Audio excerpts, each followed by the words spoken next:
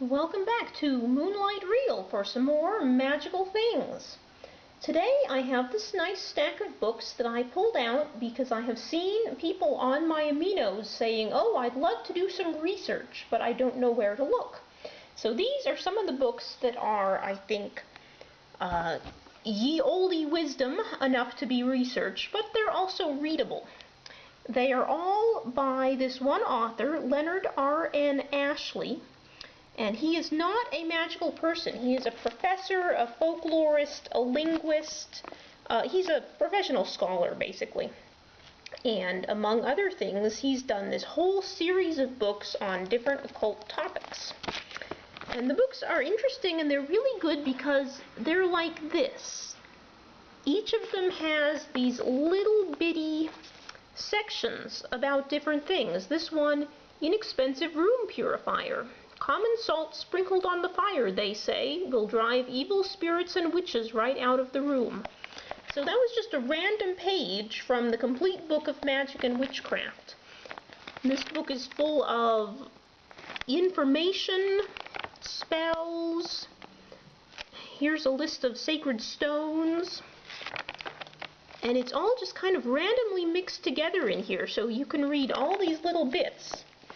And they're all from actual ancient sources, and they're all, well written and easy to read and interesting. So there's this one, Complete Book of Magic and Witchcraft. This one is Complete Book of Ghosts and Poltergeists. This is Devils and Demons.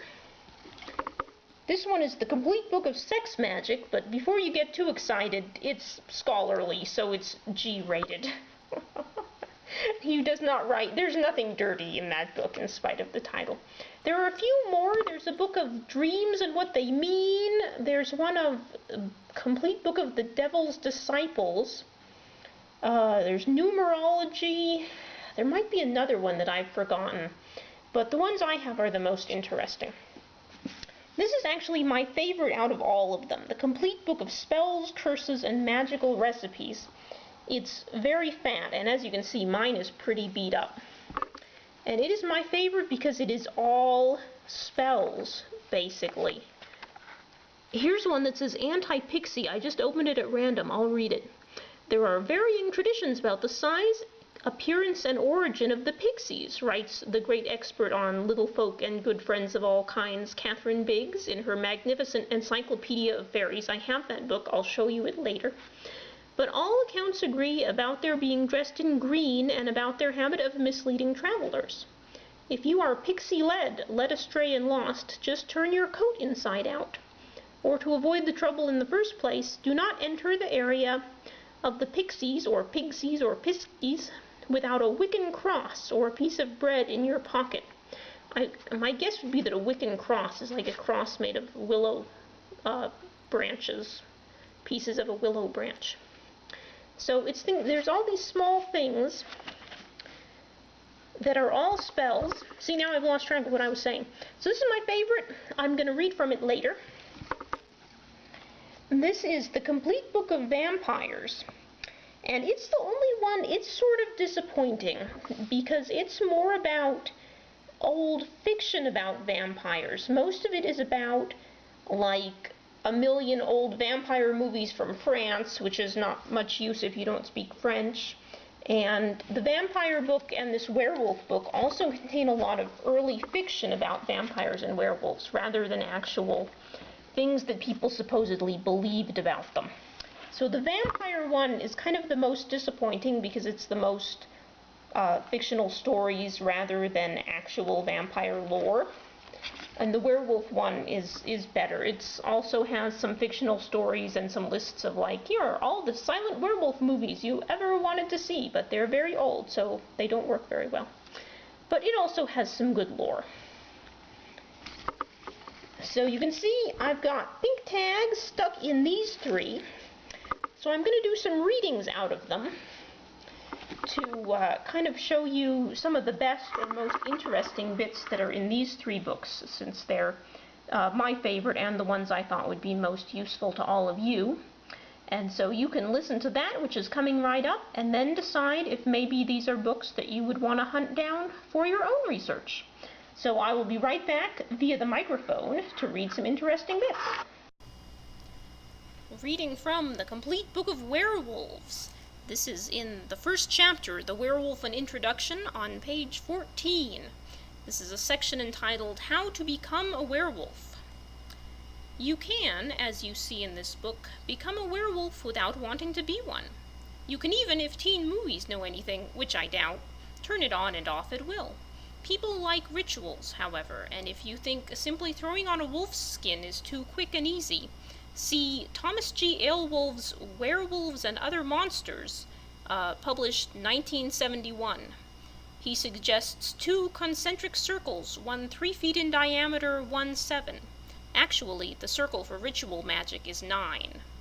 Full moon, midnight, magic cauldron containing, quote, henbane, opium, hemlock, parsley, unquote.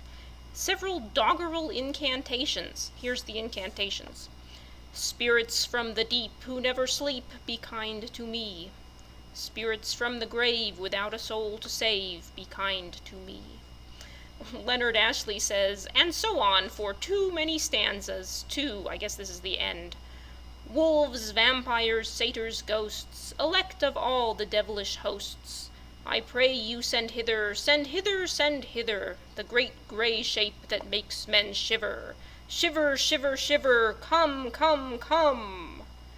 For good measure, anoint the naked body with magical ointment, put on the wolf skin, don the magic belt, 3 fingers wide, made from the skin of a criminal hung or tortured on the wheel. Recite more bad verse, and add a pledge of loyalty to the devil. One becomes a werewolf by striking the head on the ground 3 times.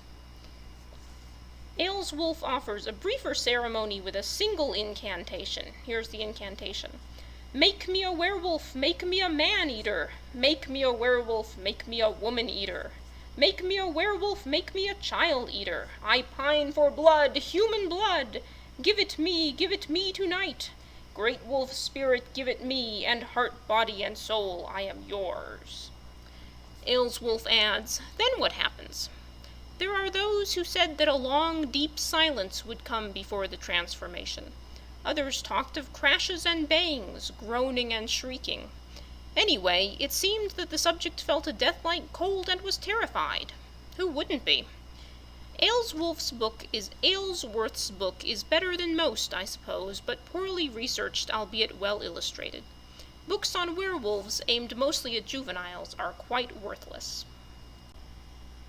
Another section from the Complete Book of Werewolves. This is from The Werewolf in Literature and Folklore, which is, I think, the last chapter. And it is a long list entitled, Some Folk Beliefs of the Werewolf Legend, and here's the long list.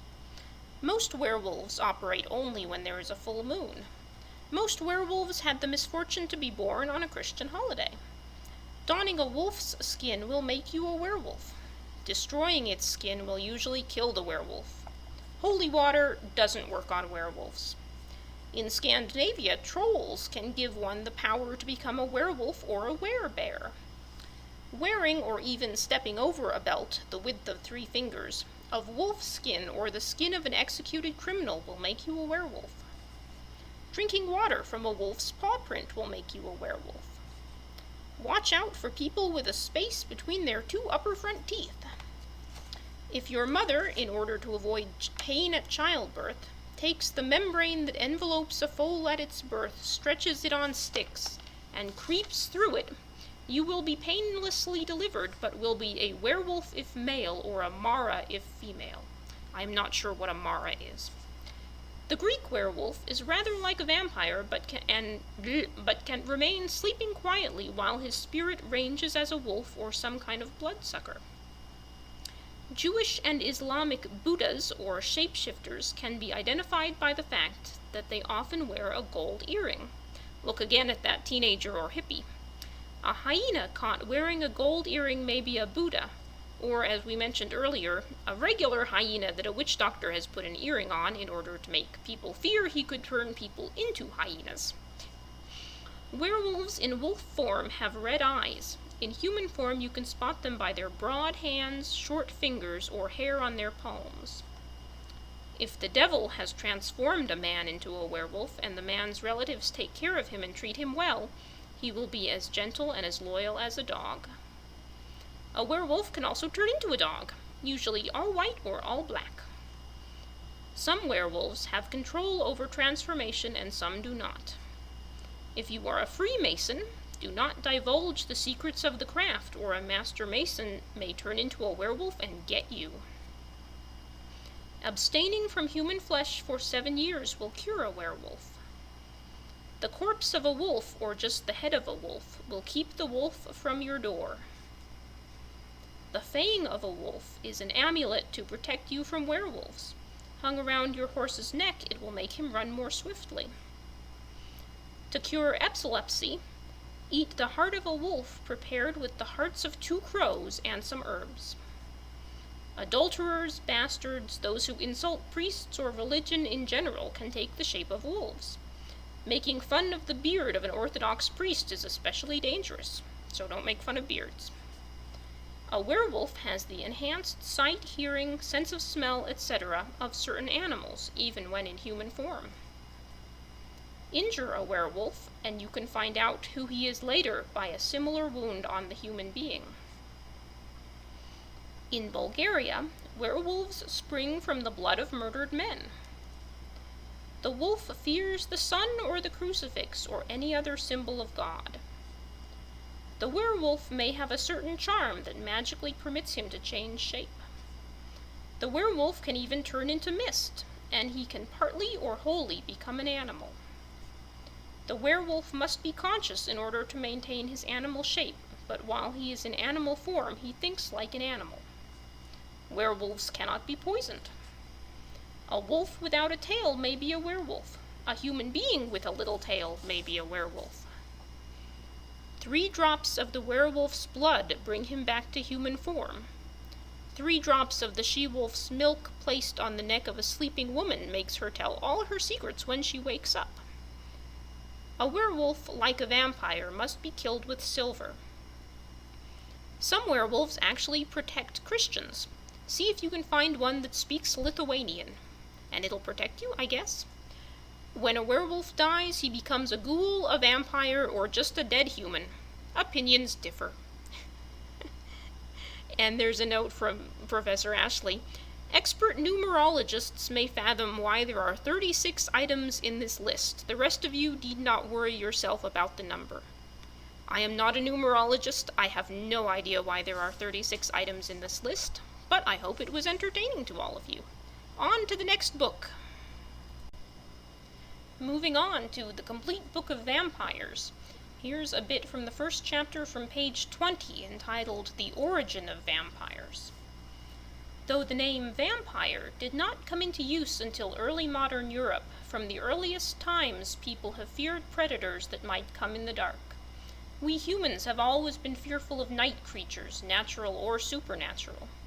Early civilizations, such as those of Assyria and Chaldea, yield us records of magic and superstitions about vampire-like threats, but they do not explain where these ideas came from. The burial of people naturally suggested that some of them might rise again, especially if they had left earthly things undone or were prompted by revenge. So, many rituals were created to attempt to put the dead to permanent rest.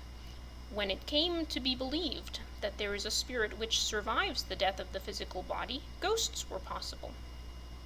When the body itself was thought capable of coming back supernaturally with that spirit for evil deeds, we had vampires. When it came to be believed that the good go on to a better world, a corollary was that the evil could not break with this world.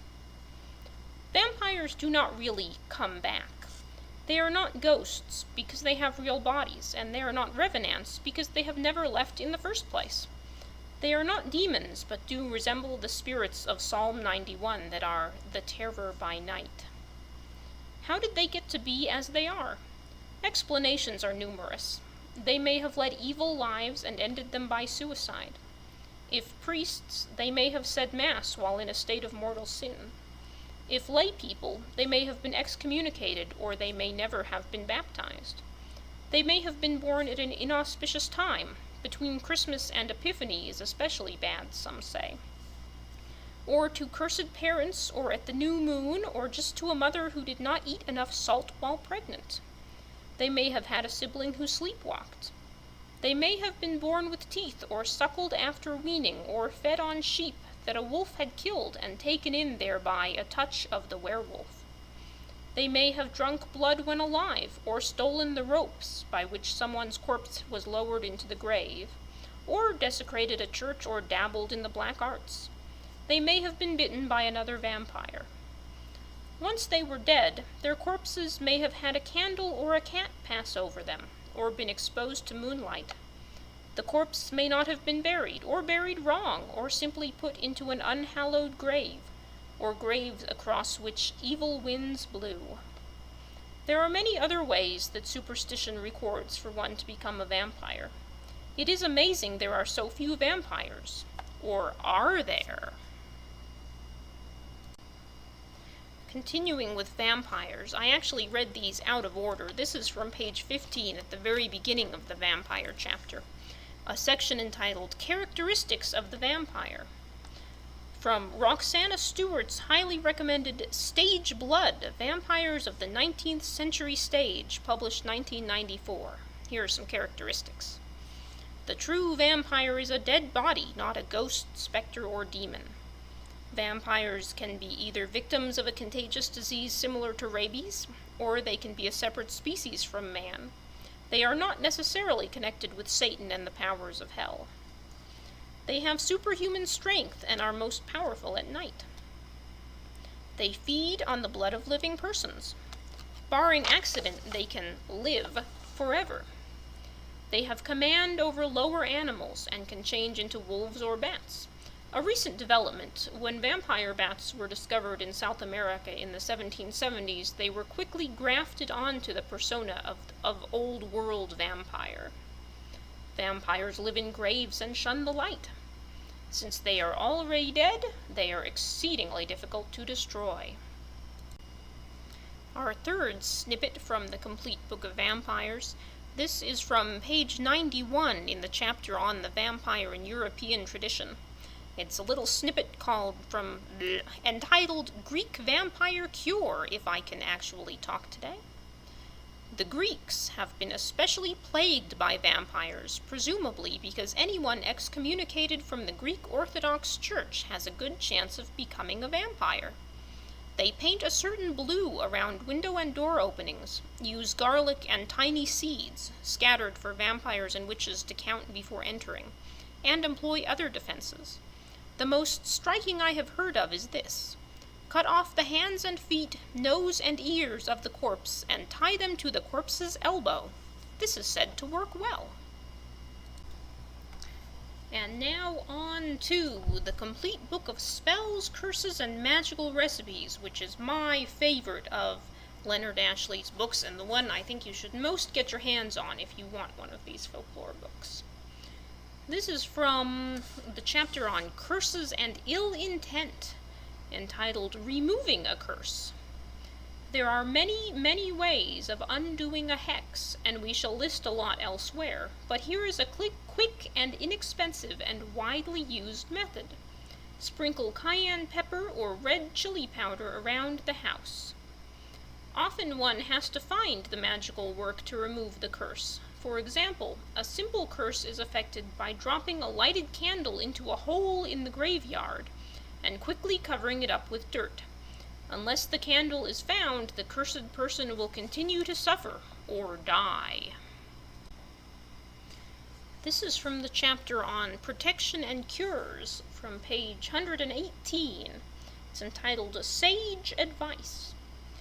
The plant sage is said in superstition to absorb all evil influences around, so keep some in a bowl in your home to keep the place spiritually clean. American Indians, such as the Oglala Sioux, used sage in their magical ceremonies.